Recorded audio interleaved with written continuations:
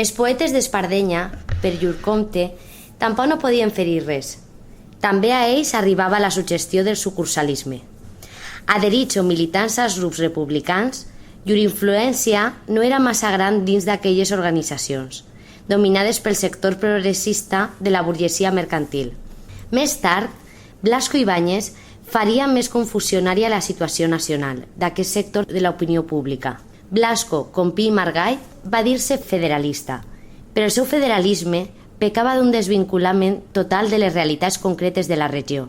El dia que serà examinada desapassionadament la conducta política de Blasco, veurem que ha estat clarament funesta per al País Valencià i per a totes les seves classes. De cara al proletariat, perquè va desviar-lo del seu destí lògic i l'enrolar al seu partit petit burgès o més aviat burgès, el seu radicalisme obliga la burgesia de dreta, la dels poetes de guant, a llançar-se als braços dels partits centrals, ben sovint contra els propis interessos. I els republicans mateixos es condemnà a un sucursalisme molt més servit del que calia esperar. L'evolució del blasquisme, en definitiva, és la mateixa del lerrouxisme. De més a més, fou propulsor d'un matonisme obscenament inútil, que tenia tant de revolucionari com jo de cardenal. Tot això, en última instància, pertany al capítol de provincianisme més descordat.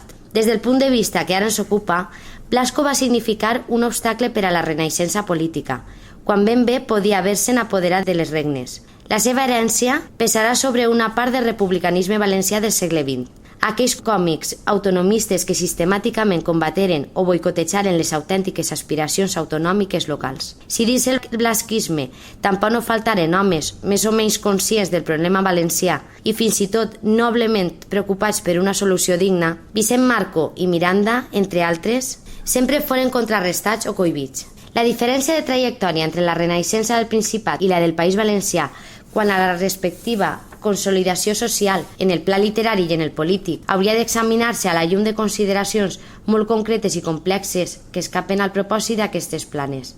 Pel que fa al País Valencià, el doble fracàs de la seva renaixença. No podríem prescindir d'evocar ara tot el que porto dins sobre les diverses incoherències que regeixen la vida valenciana. Un poble, a cada moment, és allò que l'ha fet la seva història, el seu passat, íntegre gravita en la seva actualitat, la condiciona. És en això que cal pensar, i sobretot en una de les seves facetes, la socioeconòmica.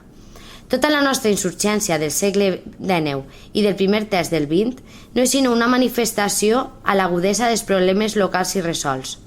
Les etiquetes ideològiques dels contendents amb prou dificultat ocultaven les verdaderes qüestions. Potser al Principat, la campanya dels industrials en pro del proteccionisme fou, en el moment crític, un factor decisiu per a la coagulació de la renaixença.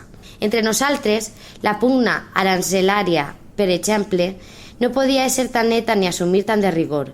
També teníem industrials proteccionistes. Recordem, de passada, que en la ruïna de la indústria sedera valenciana intervé tant com l'epidèmia dels cucs, l'orientació lliurement presa per l'Estat en 1841, i la rama cerealista del nostre camp, l'arròs. Era així mateix proteccionista. Comerciants i colliters de fruites i d'hortalisses eren partidaris del lliure canvi. La discrepància amb el centre era variada i dolorosa. El que es fallà fou el catalitzador oportú, que la transformés de revolta, anàrquica en propulsió ordenada i ferma, renaixentista. Eren massa provincials per aconseguir-ho. No es podem autoacusar d'apatia, perquè bé que ens hem bellugat, però ha estat una permanent dissipació d'energia sense cap resultat positiu.